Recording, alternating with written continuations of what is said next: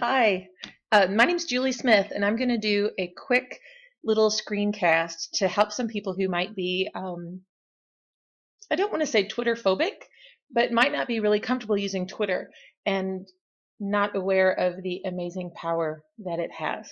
Okay, so here we go. Mary, this is especially for you. Okay. Twitter can be intimidating, and typically when I do workshops, people are either really excited about Twitter or terrified of Twitter and just sick of hearing about it. And I get that because I used to be the same way. I didn't understand what the big deal was. It just seemed like another Facebook and kind of a waste of time. Here's how I differentiate the two. I say that Facebook is for people that I know. Twitter is for people that I wish I knew. Twitter is for people that I wish were in the faculty lounges on campus and people that I got to interact with every day in person because I can follow who I want. And most everything they post is interesting and relevant to me. I can edit it. Facebook is boring. Um, we all know everybody's kids are fabulous and talented, blah, blah, blah. Twitter is a completely different animal. It can be a little intimidating because it seems like a different language, so I'm going to kind of talk you through it. I've had people say, well, I don't need to be on Twitter. I never do anything exciting. And I say, you know what? You don't have to do anything exciting. Twitter is for lurking and taking information and taking ideas from other people. You don't have to contribute at all. In fact, I've read that almost 40% of the people that have Twitter accounts never actually tweet. They just read what everyone they follow posts. So don't feel intimidated that you have to contribute to the conversation yet. You don't. Lurk for a while and get used to it. Okay. So what we're going to do is we're going to go straight to Twitter. Okay. And we're going to take a little tour. Okay, so right now this is my homepage, and this is the actual Twitter homepage. I haven't doctored it up or anything. It's not fancy. This is what we call the news feed. So I follow about 1,000 people.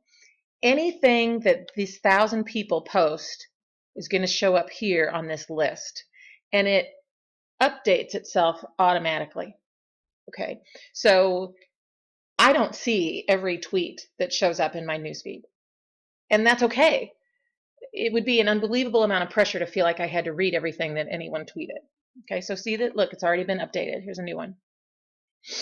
Now, if you notice, this one is Timothy. Okay, I don't follow Timothy, but it was retweeted by Al Jazeera America, and I do follow them. So in your news feed, you're going to end up with tweets from people that you follow and tweets that they have retweeted, meaning that they saw that particular tweet and they thought that it was good enough to pass on to their followers. Okay, so this is the news feed. This is the main action. This is the busiest part. Okay, you with me? All right. Over here, this is the connect button. Now, what the connect button does is let you know when you have been mentioned or you've had any interaction, like if someone has followed you, retweeted you, favorited a tweet of yours, and then you can respond back to them or kind of get an idea of what kind of tweets that you send out that get reaction from people. Typically, as you first get started in Twitter, this connect area isn't going to have a lot of action, and don't worry about that. Okay. You can also set it to only cover mentions. So that means that instead of favorites and retweets, these are people that have responded to something of mine by name. Okay. I typically keep it at interaction just because it covers both. Okay. Now the discover area is where you do your searching. Now the thing that, oh look,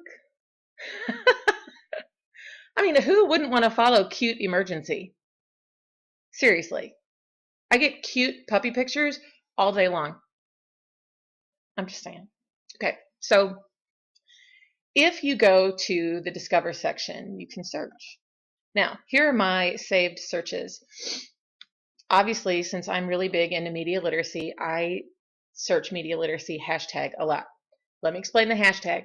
The hashtag is a way for you to mark your tweets so that they fall under a specific category.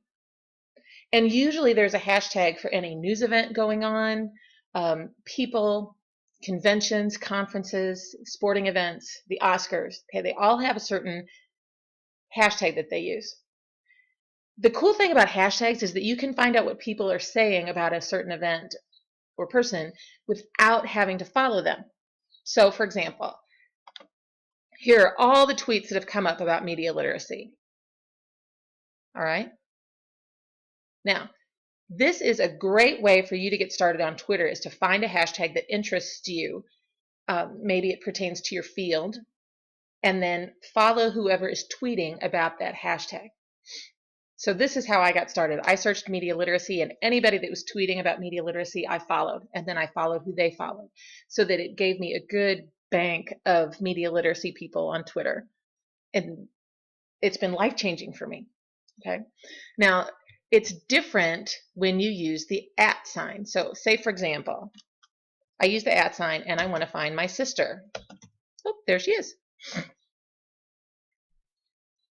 The @ sign is a person. The hashtag sign is a topic.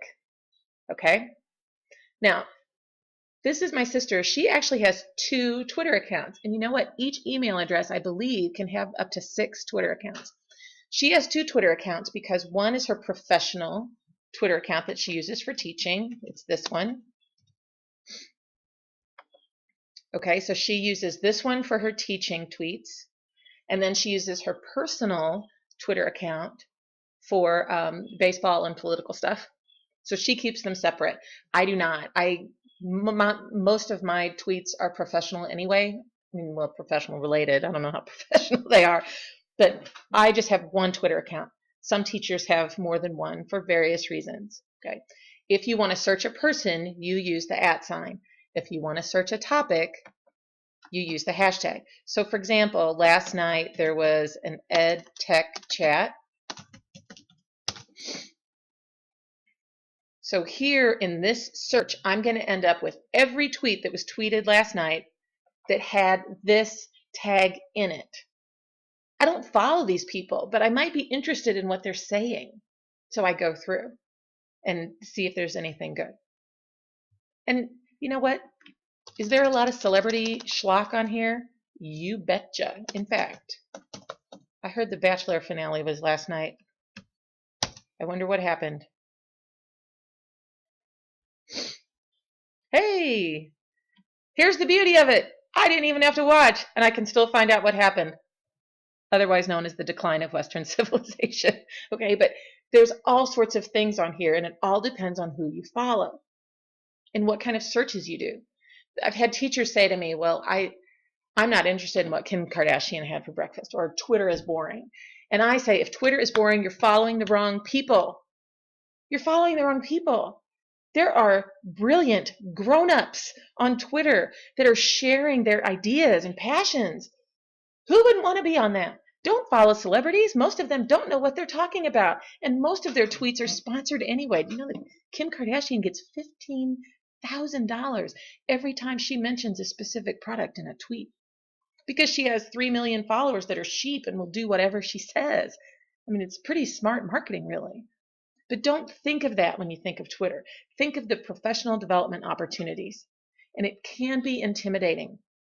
I like to say that Twitter's like a 24/7 river of ideas. And you can go up to that river with either a little bucket or a spoon or a wheelbarrow. You can approach this river anytime you want, whenever the mood strikes you. So, you know, when people say, I don't have time for Twitter, Twitter's always there. Check it when you're standing in line somewhere. Check it when you're waiting in line at the doctor's office. You know, it's not a commitment. It's just always there, full of information that you can use in your field if you want to check it out. So there are lots of websites that give you good starting ideas on how to get started. Really, the best thing is to just get an account and start following some people that do what you do. Follow your favorite authors, your favorite athletes, your favorite politicians, your favorite people in your field that inspire you. And pretty soon your news feed is going to be full of people that are interesting and relevant to you. And it's awesome. And it's free. And it's free. Okay. I went back to my main page to kind of show what this looks like. And I kind of went on a rant. But you get the idea. These are trending topics. See the hashtags? Okay. So whenever one of those comes up, that means that people are tweeting about it a lot. I don't pay much attention to the trending topics because most of the chats that I take part in or the hashtags that I take part in are education related. So if you're a teacher, I'm going to show you something that might freak you out a little bit, but just bear with me, okay? The Cybrary-Man website has a Google Docs where he keeps track of all of the education chats throughout the week. What that means is that, for example, if you are a teacher in Northern California, on this day, which I guess is Tuesday, you can hop on Twitter, use that hashtag, and then everyone's talking about what you're talking about. It's like magic. Think of it this way. You're in an auditorium with 40,000 people who have your job, and everybody's online looking at fun stuff. And every now and then somebody raises their hand and say, I just found the coolest thing, and they share it with everybody. That's what the hashtags are. It's a gold mine. It's a gold mine. Don't be intimidated. Hop on Twitter, lurk for a while, do some hashtag searches, find some people that are interesting to you and follow them. Don't be afraid. Don't be afraid. We're all very nice on Twitter. Remember, Facebook is for people you know, Twitter is for people that you wish you knew. Okay, good luck.